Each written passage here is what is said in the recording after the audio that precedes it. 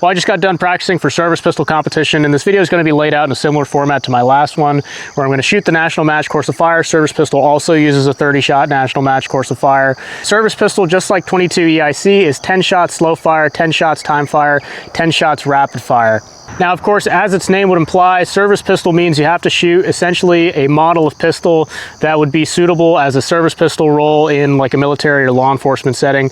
Now, back in the day, this used to be limited to M1911s only. I think the only exception back in the day was if you were a foreign military member shooting in our competitions, you could use your nation's service pistol. But then eventually around 1985, of course, with the adoption of the M9, they started allowing M9s. And then after that, later on, sort of in the late 2010s, I think they started allowing more models, and they kind of came out with a list of acceptable models. Nowadays, you can basically shoot any pistol 9mm to 45, so long as it kind of fits the spirit and intent of what a service pistol is. So don't bring the logo alien or whatever. That's probably not going to count or be in the spirit of the competition, right?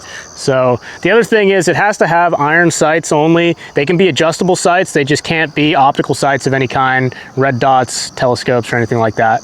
The other thing is the trigger pull has to be set at 4 pounds, and they cannot have any sort of specially shaped grips, orthopedic grips. They have to be symmetrical, essentially slabs. And that 4-pound trigger pull, of course, comes from the 1911. That was seen for decades as like the minimum safe trigger weight you could have on a 45. So now that 4-pound trigger actually kind of sucks for me because I shoot a P210, and this P210-6 came from the factory with a beautiful 3-pound trigger, but I had to bring that up to around 4.2 pounds. I think it's where it's breaking at right now. So I actually had to make my gun worse from the factory to shoot this competition. As far as accurization goes, any sort of internal accurization is fine. So national match bushings on a 1911, a hard fit barrel, all that's totally fine. Trigger job, obviously. I think the only other thing that's important to know is that you can't have like a ported barrel or like a muzzle comp or anything like that. But other than that, it's pretty much just bring your stock service pistol with some adjustable sights, maybe some internal match conditioning, and you're good to go, ready to rock and roll. Now, service pistol, just like 22 EIC and service revolver, earn you points towards your distinguished badge for the service pistol. There's also a distinguished 22 badge, a distinguished revolver badge. Now, if you were ever in the military and you saw someone wearing like a gold shooting badge ahead of their rifle qualification badge, that's exactly what the distinguished pistol shot badge is. It's one of only 2 that you can wear in the service. The other badge being the distinguished rifleman badge. So if you're in the military, that might be an incentive to compete. You have to essentially place in the top 10% of non-distinguished shooters in the match. So if there's 20 non-distinguished shooters and you are the top 2, you're either first or second place out of the non-distinguished shooters, then you will get points towards your badge. And as you get points towards your badge, there's actually like silver and bronze like leg badges too, so you actually get something out of it. Even as a civilian, they give you little cool doodads for getting, I think, 10 points and 20 points, and then when you're at 30 points, you get your badge. And again, I'll reiterate that you're competing mainly against other non-distinguished shooters who might not have the most ideal setup, so that's why I think these are the most fun. If a distinguished shooter chooses to shoot a service pistol EIC match, he will qualify for like the placing, like being the match winner, getting the plaque and everything, but he won't count against you as far as points are concerned towards your distinguished badge. The other thing with service pistol is there is also the National Trophy Individual match, and the National Trophy Individual match also gives you distinguished points if you score in the top 10% of non-distinguished. And in my opinion, that's kind of like the main event of bullseye pistol shooting here in America. Again, this did start as a military sport, and that match has been run continuously since like 1905 with like a few breaks in between here and there for like World War I and World War II and stuff like that. You can actually like directly compare your scores to someone that shot that match, you know, going back decades and decades and decades. And the thing that amazes me too is how high some of the scores are back in like the 1940s and 50s, even though I would assume we have better, more accurate handguns now. And I think that really gets to the heart of why I really like bullseye pistol, because it's 99.99% the shooter. You know, it's not a gear race. So without further ado, I'm gonna go ahead and roll the footage. So here we are back on the firing line. I take my very first shot and it is very wide off to the left, and this is going to be a very common theme you're going to see as this goes on. As you can see, I'm starting to make a pretty nice group. They're just all to the left of where I need them to be. And I'm thinking this is because of the lighting conditions. If you look This was in the late evening with the sun setting right on the left side of my face, and this was really lighting up the left side of my front sight post. So I think what was actually happening was the light was kind of causing me to make a slightly imperceivable sight alignment error that trended left every single time. This is kind of a difficult thing to explain, but I think I want to make a full video explaining how light can affect your zero, especially at 50 yards with a pistol.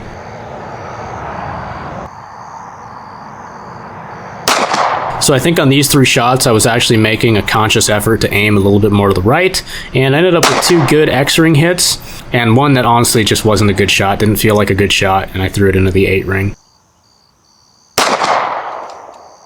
The rest of these did feel like good shots, but again, with the lighting problems I was having, I was making a nice group, they were just all going in the wrong spot.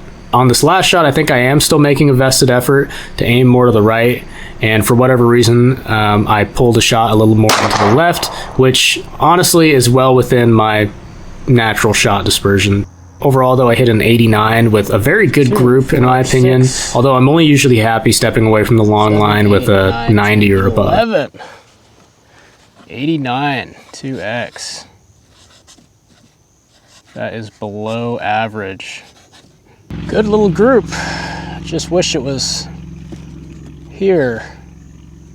Now we're on to the time fire string, and time fire is typically everyone's best score because you have a lot of time to take your shots and not make any mistakes, and it's a lot closer than 50 yards, and the scoring rings are the exact same size.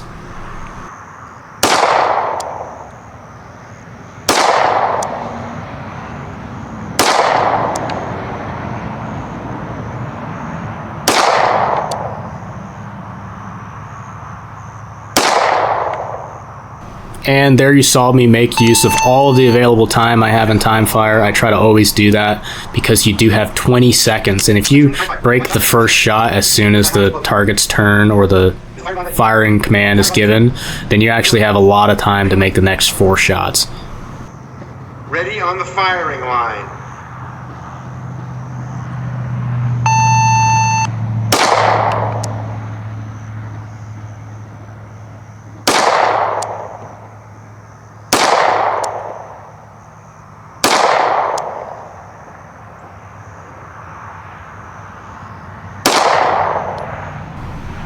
There you saw me take a lot of time on that last shot because I realized that I ended up rushing one of the shots in that string. It didn't feel like a good hit.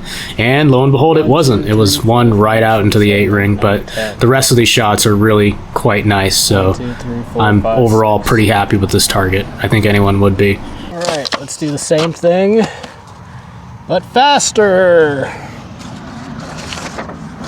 Now on to the rapid fire. This is always my worst stage, especially with service pistol. And you're going to see that my recoil control, or rather lack thereof, is pretty inconsistent here, and I think this is causing me some consistency and accuracy issues when shooting.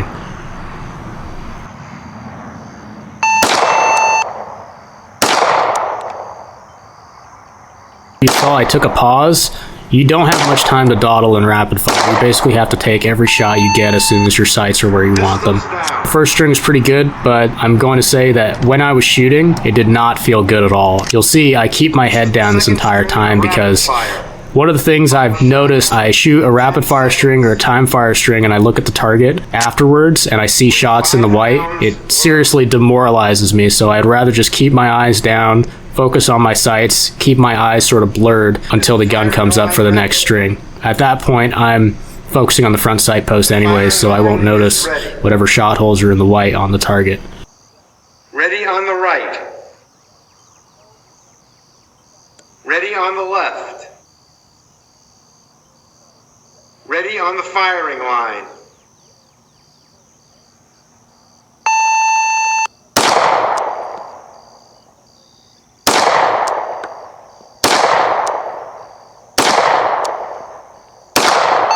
And there you see me break the last shot just as the beeper went off. And you can see I'm not happy. It didn't feel like a great string, but as soon as I checked the target, I'm kind of surprised by how well it turned out. Better than I thought. Overall, I shot a 97 2X in the rapid fire and a 284 10X overall, which is 1 point below my personal best that I did not capture on footage. But overall, this is a pretty good score, especially for someone like myself who is not a distinguished shooter. That's all for now. Thanks for watching.